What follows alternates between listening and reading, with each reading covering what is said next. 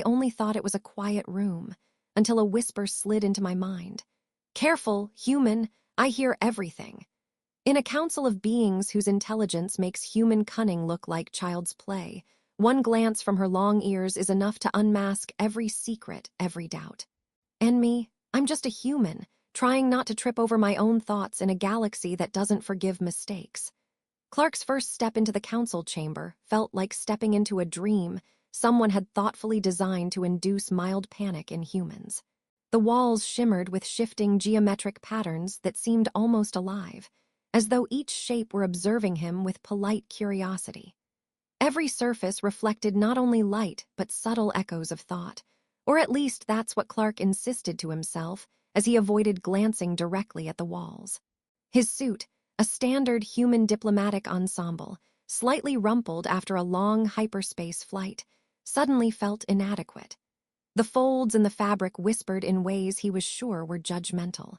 He tried to straighten them discreetly, but his hand betrayed him, sliding over a pattern that rippled like liquid mercury and made him flinch. The council itself was a sea of beings unlike any humans had catalogued. Limbs bent at strange angles, skin hues shifted like sunsets caught in slow motion, and voices resonated at frequencies that tickled Clark's bones. He had trained for encounters with extraterrestrials in simulations, but simulations didn't teach you how to walk with dignity when a delegate's head subtly morphed to mirror your own expressions. One blink too slow, and apparently you were either declaring war or offering yourself as a snack. Clark quickly decided that blinks were dangerous and began counting to 10 in his head before each one, hoping that would pass for subtlety. Then he saw her. She leaned against the edge of the chamber, arms crossed in a manner that suggested both boredom and quiet command. Her skin was pale but not human pale, somewhere between alabaster and moonlight, and her long ears arched elegantly upward, a delicate frame for her sharply intelligent face. Her hair, silver with faint streaks of platinum, fell loosely around her shoulders, moving with subtle independence, as if the strands themselves were aware of Clark's presence. And those eyes, they weren't merely observing, they were cataloging. Measuring, judging. Something inside him squirmed, and he realized with a shock that he had thought a mildly sarcastic comment to himself about alien bureaucracy. He froze mid-thought. "Careful, human, I hear everything," came a whisper, impossibly close yet undeniably not from a speaker system. Clark jerked his head to the side, certain he'd triggered some sort of telepathic alarm. She didn't flinch. She merely smiled, faintly, the kind of smile that said she knew far more than she was telling, and that whatever Clark had just thought was now part of the official record in her mind. He swallowed and attempted a cough, which came out as an embarrassed squeak. I meant taxes," he said, gesturing vaguely at the chamber. The aliens were discussing interstellar trade tariffs, and he hoped sheer bravado could somehow convince her that he belonged there. She tilted her head, one ear flicking like an antenna, and Clark found himself imagining what her thoughts about him might be, likely something along the lines of pathetic but amusing. The chamber buzzed with alien voices, some musical, some harsh, some somewhere in between. Clark tried to focus, to pick up on patterns, to understand the complex choreography of gestures and words. Every misstep could be interpreted as either a profound statement or a diplomatic faux pas capable of triggering an interstellar incident. He decided early on to rely on humor, an admittedly risky strategy in a place where sarcasm could be read as either a lethal threat or a declaration of friendship. He muttered under his breath, "Maybe if I laugh nervously enough, they'll assume I'm an advanced species." A nearby delegate with 4 eyes arranged in a pleasing diamond shape clicked something in agreement, which Clark optimistically took as a compliment. By the time the first hour, or what felt like 30 human minutes, had passed, Clark discovered the alien woman's approach to intelligence was simultaneously terrifying and oddly endearing. She asked questions that seemed to probe not only knowledge but instinct, intuition, and the capacity for improvisational humor under duress. When Clark attempted a polite joke about humans' love for coffee, she arched one brow, long ear twitching, and whispered, "You would find caffeine a quaint strategy." The words were delivered with a dry amusement that made Clark stifle a laugh in case it counted as some sort of intergalactic misdemeanor. Despite the tension, Clark began to notice patterns, small rules in the alien etiquette that could be leveraged, though always with extreme caution. If a delegate's limb moved in a specific way, it could signal approval. If a pattern in the floor shimmered more intensely under your feet, it could indicate curiosity or danger. Clark practiced careful shuffling, pretending to examine the floor while actually scanning for these subtle cues. The alien woman continued to observe, her presence like gravity, constant, unavoidable, demanding awareness. At one point, she leaned forward, lips barely moving, and Clark could swear she murmured something he didn't hear but felt in his chest, like an invisible tap on the shoulder saying, "Keep your wits sharp, human." Food arrived, strange pods that changed texture when bitten and liquid that shimmered in impossible colors. Clark cautiously sampled a small cube, and his jaw nearly rebelled against him when the taste shifted from sweet to umami to something he could only describe as vaguely reminiscent of a warm hug and a mild insult simultaneously. The alien woman raised a slender eyebrow, ear flicking, and Clark decided not to comment. He had learned enough to know that humor was acceptable, but subtle mockery was not. Over the next several deliberations, he began to see the rhythm of the council. Bursts of intense debate, sudden lulls filled with quiet observation, moments of absurdity that could be weaponized as tests of wit. During one particularly tense negotiation over starship navigation rights, Clark whispered to himself, "I swear, if these aliens ever watch Earth sitcoms, we're doomed." A faint smile ghosted across her lips, and she leaned slightly toward him, whispering dryly, "I expected you to compare us to sentient cacti. This is better." Clark nearly choked on his own amusement.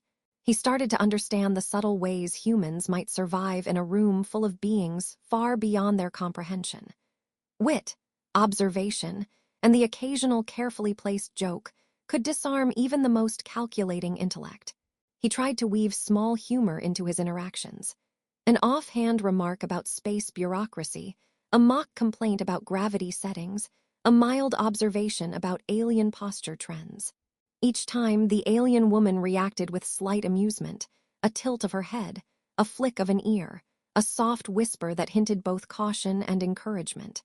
By the end of the first session, Clark felt both exhausted and exhilarated. He had survived, not unscathed, but intact, and he had glimpsed the incredible acuity of the alien woman. She was a creature of intellect, subtle humor, and overwhelming perception, and yet she seemed to find something faintly entertaining in the clumsy human before her. Clark realized that this was only the beginning. He would need every ounce of humor, courage, and mental agility he possessed to navigate the council, to keep his thoughts private, and perhaps to earn a shred of her tentative respect. As he exited the chamber for a brief reprieve, he muttered, "Maybe tomorrow I'll try juggling. They might like juggling." A faint whisper followed him down the corridor, carried in the mind like a feather on air. "Do not underestimate humor, human, or yourself." Clark swallowed, nodded, and wondered whether he should take that as a warning or a compliment. Either way, he decided, it was a message he would carry carefully into the next session, armed with wit, awkward courage, and an increasing awareness that this alien woman, with her long ears and piercing gaze, could read far more than he was comfortable admitting. The chamber doors closed behind him with a soft sigh, echoing like a laugh in the quiet corridor. And somewhere deep in his chest, Clark felt the faint thrill of knowing he had survived the first step into a world that would demand all the cleverness a human could muster, and perhaps, just perhaps, reward it with the faintest trace of amusement. Clark's second day in the council chamber began with a distinct sense of dread cushioned by absurdity. He had barely slept, partly from excitement and partly from replaying every interaction with the alien woman in his mind, analyzing her expressions, the slight twitch of an ear, the glint in her eyes, and the whisper that had embedded itself like a persistent alarm. "I hear everything asterisk." Breakfast, or what passed for it in the embassy, was a series of gelatinous orbs that changed flavor depending on mood, and Clark found himself muttering to himself, "If this isn't food, it's some sort of intergalactic prank." The alien woman appeared as if on cue, her long ears arching gracefully, silver hair catching the morning light in a way that made Clark momentarily forget to worry. She tilted her head, one eyebrow raised, and whispered, "Your skepticism is noted. Proceed with caution or humor." Clark swallowed nervously, realizing that even his mental complaints about texture and flavor were audible to her. He decided that maybe tomorrow he would try to compliment the orbs instead. When he entered the council chamber, the atmosphere had already shifted. Today's agenda was far more unpredictable, a mixture of ceremonial ritual, negotiation, and subtle posturing that humans might have mistaken for chaotic theater if they weren't aware that each gesture, glance, and intonation carried enormous significance. Delegates positioned themselves in circles and triangles that seemed random to the untrained eye, but were meticulously calculated. Clark tried to memorize patterns, but his attention kept drifting toward the alien woman. She stood near the center, silent, commanding, and impossibly graceful. Every so often she leaned forward just slightly, a gesture that made Clark wonder if she were inspecting his soul or judging his breakfast choices. The first exchange came from a delegate who resembled a crystalline spider, limbs shifting fluidly as it spoke. Clark froze, unsure whether to bow, step back, or simply levitate to demonstrate solidarity with multi-limbed beings. Before panic could fully set in, the alien woman leaned in, whispering, "Do not mimic. You will survive longer if you look confused but alert." Clark exhaled audibly, realizing she had turned observation into an art form and subtle humor into a survival tool. He attempted a small nod, accidentally flinching in the process, and she let out a soft, almost inaudible chuckle. Midway through the session, a minor crisis erupted, or what humans would have called a crisis. The holographic maps of nearby star systems flickered violently, threatening to display contradictory territorial claims. Delegates reacted with a mixture of alarm and theatrical outrage. Clark found himself caught between a wave of panic and a peculiar urge to make a joke. He muttered under his breath, "Maybe I should just draw a smiley face on the star chart. That'll calm things." To his shock, one of the flickering holograms responded, forming a crude approximation of a smiling face. The chamber erupted in a series of clicks and whistles, which he interpreted as laughter or applause, or possibly both. The alien woman's eyes glimmered, and she whispered, "Your humor is unpredictable, useful." Clark decided that this might be the first compliment he had ever earned in a room full of beings capable of cataloging his every thought. She began to involve him subtly in discussions. At first, it was small tasks, identifying the least volatile star systems for trade routes, suggesting strategies for maintaining alliance cohesion, and observing patterns of delegate behavior. Clark was careful to inject small doses of human perspective and light-hearted commentary, pointing out how humans would surely complain about the discomfort of gravity shifts, or how they had invented games that involved throwing balls at walls for no apparent reason. Each time, the alien woman listened closely, her gaze analyzing not just what he said but the intent, the rhythm, and even the unspoken humor woven between words. Clark started to understand that she didn't just hear. She interpreted, evaluated, and occasionally rewarded subtle wit. During a brief pause, Clark attempted to stretch his legs without looking ridiculous. He stepped lightly, avoiding the glowing floor panels that flickered in response to footsteps. As he did, he accidentally kicked a small hovering device that zipped past him like a startled insect. It beeped in protest, spinning circles around the chamber. Clark froze, expecting scorn, punishment, or interstellar retribution. The alien woman's voice, calm and melodic, whispered, "Curiosity is admirable when paired with caution." Clark sagged in relief and, to avoid further calamity, muttered, "I meant to do that. Definitely intentional." Her ears twitched, and she allowed a faint smirk. He suspected she might even find him amusing in a way that did not endanger his life. Negotiations that day involved a minor dispute over energy distribution in a nearby star cluster. Clark offered an observation that drew from human experience. Humans had a knack for turning disaster into comedy when nothing else worked. He illustrated by miming a human ritual of dramatically flailing in protest to minor inconveniences. The alien delegates reacted with a series of harmonic tones that reverberated pleasantly, or so he hoped. The alien woman's gaze, fixed on him, softened slightly, and she whispered, "Your methods are unconventional and surprisingly effective." Clark could hardly contain his inward laughter, a human gesture of triumph, small, unassuming, and slightly ridiculous, felt justified. Throughout the session, Clark noted a rhythm in the alien woman's interventions. Her whispers, subtle gestures, and occasional raised eyebrow served not merely as warnings, but as guidance. She tested him, yes, but also offered him the chance to engage, adapt, and demonstrate human ingenuity in real time. At one point, she leaned close enough for Clark to notice the faint scent of a crystalline flower he could not identify. Her voice was soft, carrying over the mental din of the chamber. Humans underestimate humor. It can be as sharp as intellect and twice as flexible. Clark nodded, partly in agreement and partly in awe, realizing that he was learning more about survival in this chamber in 1 hour than he had in his entire diplomatic training. The alien woman eventually led him through a simulated negotiation exercise projected holographically across the chamber.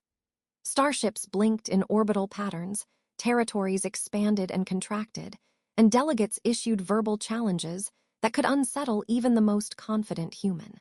Clark responded with a mixture of observation, cautious strategy, and humor, commenting on the impracticality of some maneuvers, the absurdity of certain ritualized objections, and the curious fact that some delegates seemed to enjoy deliberately complicating matters. Each remark was met with silent scrutiny, occasional soft beeps of amusement, and whispers from the alien woman that ranged from encouragement to subtle teasing. As the day drew to a close, Clark had survived multiple moments that could have ended disastrously. He had avoided offending a crystalline arachnid diplomat, misread only one gravity fluctuation, and managed to deliver at least 3 jokes that were met with amusement rather than outrage. The alien woman approached him as the chamber emptied, long ears arched like delicate banners, her expression unreadable yet faintly approving. She whispered, "You are unpredictable. That is valuable." Clark, barely holding back a grin, nodded, deciding that he would take this as the highest compliment he could hope for in an alien council. Walking down the corridor afterward, Clark reflected on the day's lessons. Humor could disarm the unyielding, observation could provide leverage where strength failed, and the alien woman's perception was both intimidating and fascinating. He wondered how she would react tomorrow, what new tests or subtle challenges awaited him, and whether he could continue to blend human wit with careful diplomacy. He found himself unconsciously adjusting his posture, practicing subtle facial expressions, and rehearsing jokes that might be acceptable in a room where thoughts were not private. By the time he reached his quarters, Clark realized that he was exhausted yet exhilarated. The council had revealed its rules slowly. The alien woman had revealed hers more subtly, and he had begun to see that survival depended not just on intelligence but on adaptability, humor, and careful observation. He sat down, absently nibbling on another flavor-shifting orb, muttering, tomorrow I will survive and maybe get a laugh." Somewhere in the depths of his mind, her voice echoed faintly. "Do not underestimate yourself, human, or your capacity for absurdity." Clark allowed himself a small, private chuckle. Somehow, amid alien whispers, shimmering chambers, and the omniscient gaze of long ears, he felt that he was beginning to understand the strange, delicate dance of interstellar diplomacy, and that humor, however small, could be a weapon sharper than any starship. Clark awoke to the hum of the embassy corridors, vibrating softly beneath the transparent floor panels, a sound that could have been either machinery or a particularly enthusiastic alien caterpillar army. His room smelled faintly of ozone and some exotic spice he couldn't name, which he guessed was normal, or at least normal enough not to call the maintenance droids. Today would be the final council session, a marathon of deliberation that could either end in diplomatic triumph or a spectacular display of human ineptitude. He dressed carefully, or as carefully as one could when clothing itself seemed to wrinkle in anticipation of judgment. He practiced a few jokes under his breath, shaking his head, Maybe I should just mime everything. Less chance of mental espionage. But he knew better. Humor had become both armor and key, and he intended to wield it as skillfully as he could. When he entered the chamber, the atmosphere was electric, though not in the way humans use the word. Energy crackled subtly through the air, causing the edges of objects to shimmer and the holographic star maps to pulse faintly in tandem with the delegates' collective attention. The alien woman was already there, seated, or rather, poised, at the center of the assembly, long ears tracing elegant arcs above her head, eyes like twin constellations observing every micro-expression. Her gaze found him immediately, and he froze, aware that she could read not only what he thought, but how he felt about what he thought.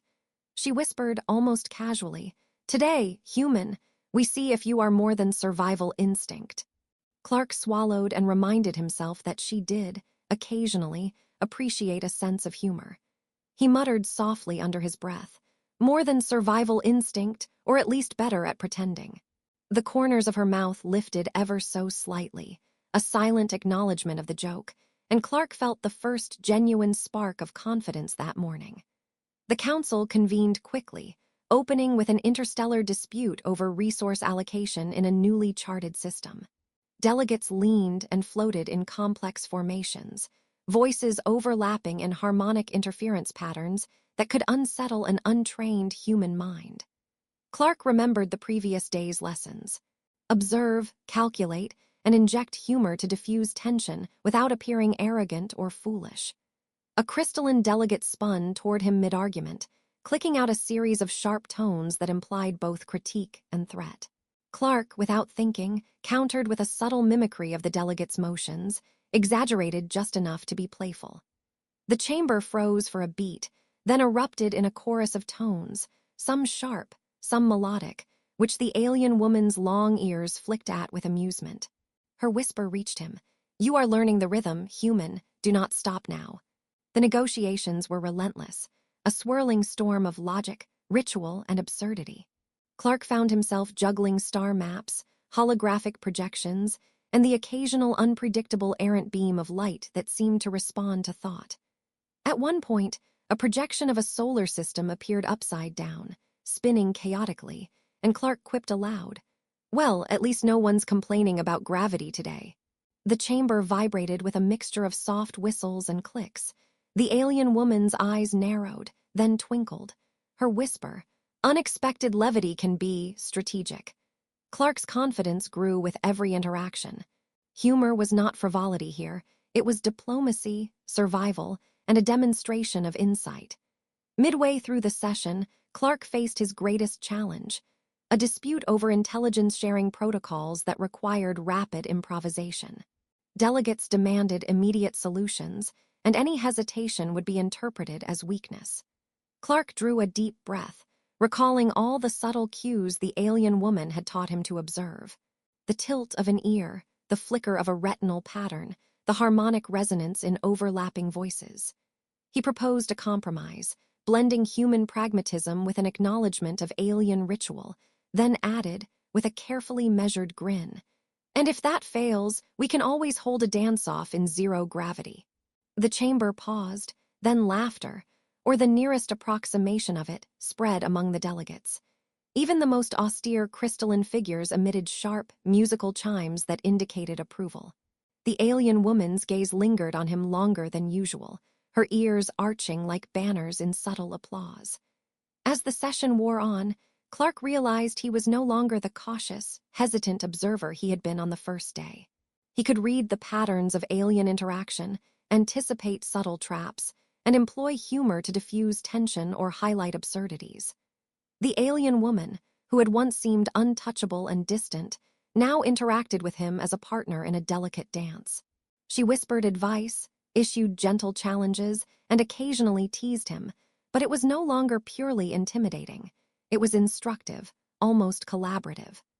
The final deliberation involved a holographic projection of disputed trade corridors, shimmering with fluctuating energy patterns. Clark moved carefully, placing suggestions based on observation and intuition, then added small jokes about human curiosity and the strange unpredictability of star systems. The delegates paused repeatedly, evaluating, responding with harmonic shifts, and occasionally gesturing toward Clark. By the time the projections stabilized, an unprecedented consensus had been reached, blending human practicality with alien ritual, and Clark found himself at the center of an accomplishment he hadn't thought possible. The alien woman approached him as the council disbanded, her expression unreadable but ears tilted slightly in a way he had learned indicated approval. She whispered softly, "You have adapted. You have survived, human, and more importantly, you have learned to thrive in unpredictability." Clark blinked, overwhelmed with a mixture of relief, pride, and the faintest trace of amusement. "Thanks," he muttered. "I'd like to say it was all skill, but a lot was just blind luck and bad jokes." Her lips curved into a faint, rare smile. "Luck is perceptible, and sometimes intelligence masquerades as folly. You understand this now." Clark realized then that his journey had transformed him. He was no longer simply a human navigating an alien council. He was an active participant, capable of reading subtleties, improvising solutions, and using humor as a tool to bridge vast gaps of perception and culture. He had learned to survive not only by careful observation, but by embracing the unpredictable, the absurd, and the deeply human capacity for wit and creativity. As he left the chamber, the corridors bathed in the soft light of alien bioluminescence, he noticed the subtle changes around him. Devices that had seemed incomprehensible now made sense in their patterns. Shadows of the walls, once intimidating, now hinted at information and guidance. And through it all, he could feel the lingering awareness of her presence, not threatening, but watchful, like a constant, quiet endorsement. That evening, Clark sat in his quarters, reflecting on the council, the alien woman, and the path that had brought him from panic to competence, from hesitation to subtle mastery. He picked up a flavor-shifting orb, now with a faintly confident smile, and whispered to himself, "Tomorrow, I could teach them a human joke about starships." He imagined her long ears twitching at the thought, her silver hair catching the light, her voice faint but clear in his mind. "Do not underestimate yourself. Human, you have changed, and it is remarkable."